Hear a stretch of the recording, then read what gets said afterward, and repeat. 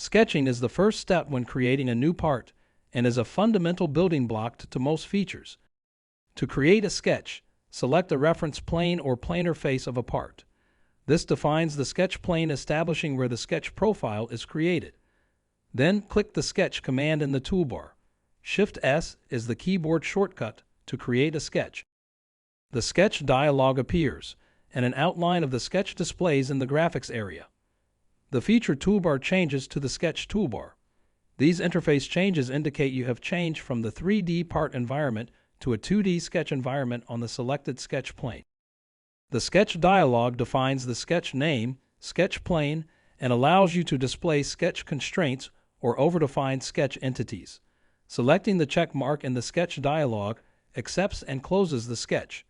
Note, if you accept a sketch without creating sketch entities, you have accepted an empty sketch and are taken back to the 3D part environment.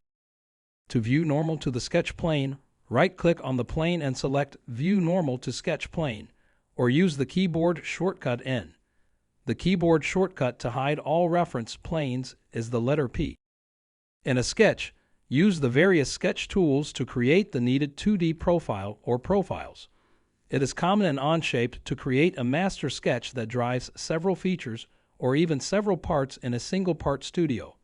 This concept is explained further in more advanced courses. To sketch a line, select the Line Sketch tool or use the keyboard shortcut L. There are two different clicking methods to sketch a line. The first method creates many connected lines. Just left-click at the needed endpoints and move the mouse in between the clicks. When a profile is closed, the line disconnects from the last click. The second method is to click and drag. This produces a single line instead of several connected lines.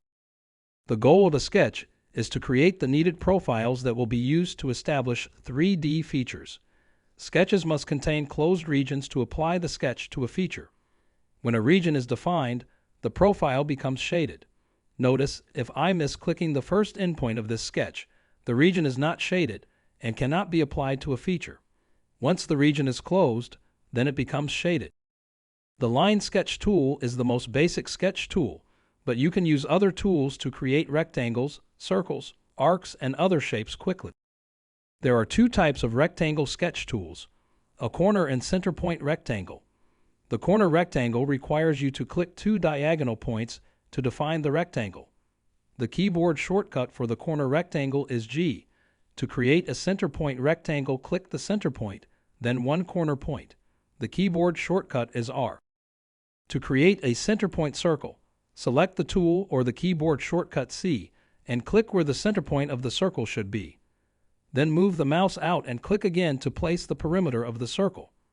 A three-point arc can be created by clicking the two endpoints of the arc, then clicking a third time to define the arc. The keyboard shortcut for a three-point arc is A. Construction geometry helps you construct your sketch but is ignored when creating a feature. Any sketch geometry can be created or converted as construction geometry. To sketch construction geometry, select the sketch tool needed, then click the construction icon in the toolbar. If you prefer keyboard shortcuts, you can use the Q key to select construction. After selecting the construction option, any sketch entities created are construction and display as dashed lines or arcs. You can toggle between solid and construction geometry as you are sketching an entity, making it easy to go back and forth.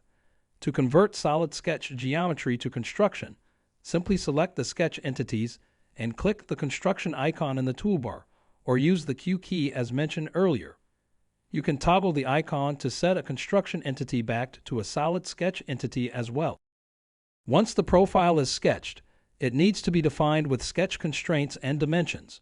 This establishes a size and shape to the profile. Basic sketch constraints and dimensions are explained in the next video.